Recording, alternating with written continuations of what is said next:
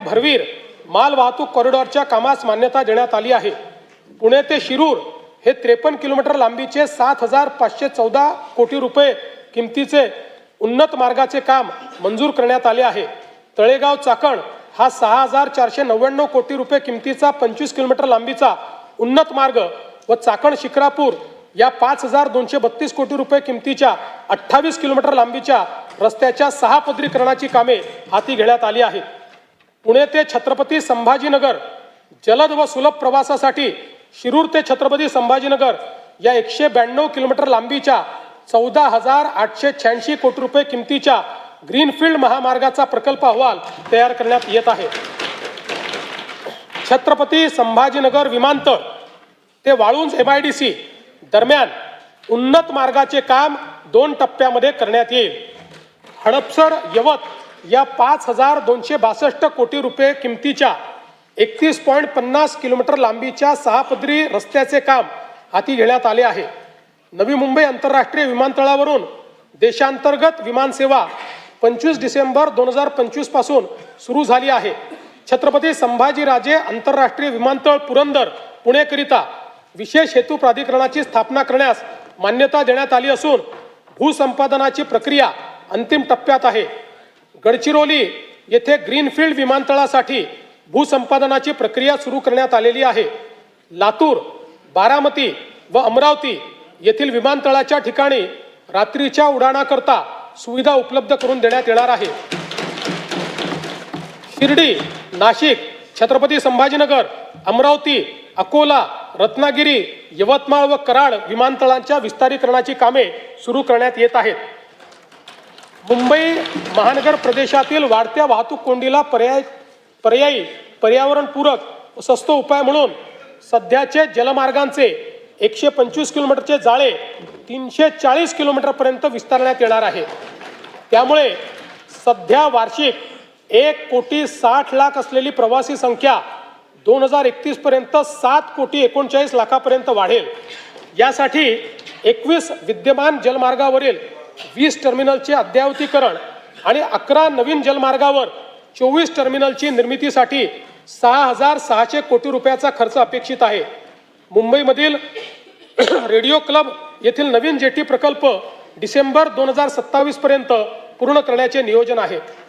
देशातील सर्वात मोठे बंदर म्हणून उदयास येत असलेल्या पालघर जिल्ह्यातील वाढवण बंदर प्रकल्पाकरिता राज्य हिस्सा म्हणून आवश्यक निधी टप्प्याटप्प्याने उपलब्ध करून देण्यात येणार आहे। मच्छीमारांच्या अडचणी व गरजा लक्षात घेता पालघर जिल्ह्यातील सातपाटी येथे आधुनिक मत्स्य बंदर विकसित करण्याचा प्रकल्प हाती घेण्यात आला आहे। या प्रकल्पामुळे बोटींसाठी सुरक्षित थांबा, वादळी वाऱ्यापासून संरक्षण आणि आधुनिक सोयी सुविधा उपलब्ध होणार असून त्याद्वारे मत्स्य उत्पादनात भरीव वाढ होणार आहे।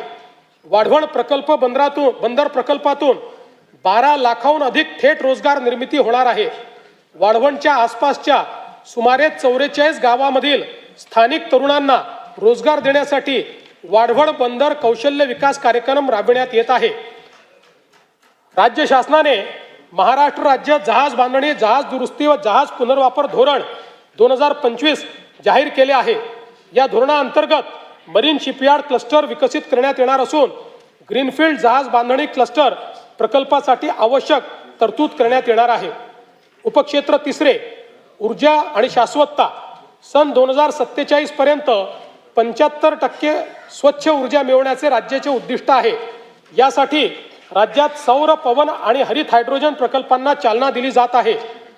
मुख्यमंत्री बळीराजा मोफत वीज योजनेअंतर्गत 7.5 हॉर्स पॉवर पर्यंतच्या कृषी ग्राहकांना वीज बिलामध्ये 100% सवलतीच्या अनुषंगाने योजनेच्या अंमलबजावणीपासून तर फेब्रुवारी 2026 पर्यंत 32,756 कोटी रुपये वितरित केले आहेत आणि सन 2026-27 मध्येही ही योजना सुरूच राहणार आहे आणि त्याकरता 20,000 कोटी रुपये एवढा निधी आरक्षित करण्यात आलेला आहे।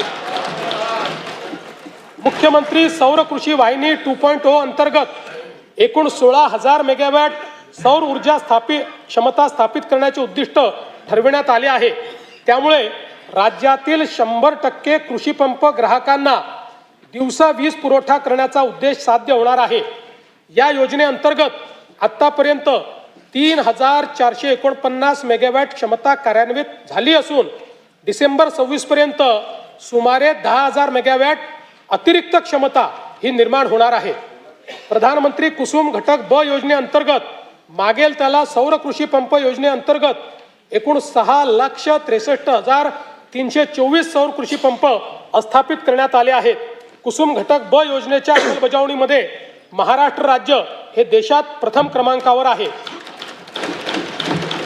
मला सांगण्यास आनंद वाटतो की मागेल त्याला सौर कृषी पंप योजनेअंतर्गत डिसेंबर 2025 या एकाच महिन्यात 45,911 इतके सौर कृषी पंप बसवून महाराष्ट्र राज्याची गिनीज बुक ऑफ वर्ल्ड रेकॉर्डमध्ये नोंद झाली आहे। प्रधानमंत्री सूर्यघर मोफत वीज योजनेची अंमलबजावणी देशात राज्य दुसऱ्या क्रमांकावर आहे।